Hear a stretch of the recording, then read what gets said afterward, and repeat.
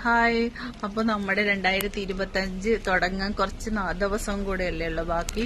അപ്പൊ നമ്മുടെ 2024 എന്റെ വിശേഷം പറഞ്ഞാൽ ഇതുപോലൊരു പന്ന വർഷം, ഒരു കണക്കിന് നോക്കിയ പന്ന വർഷം എന്ന് പറയാമെങ്കിലും ശരിക്കും പറഞ്ഞാൽ എനിക്കിത് പന്ന വർഷമല്ല. 2024 എനിക്ക് ഒരുപാട് ഗുണങ്ങളേറിയൊരു വർഷമാണ്.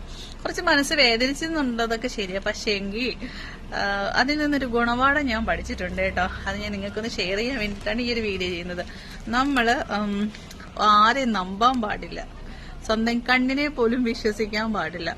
ചിരിച്ചുകൊണ്ട് കഴുത്തെറുക്കുക എന്നൊരു പ്രയോഗം മനസ്സിലാക്കിയത് ഈ ഒരു വർഷത്തിലാണ് കേട്ടോ.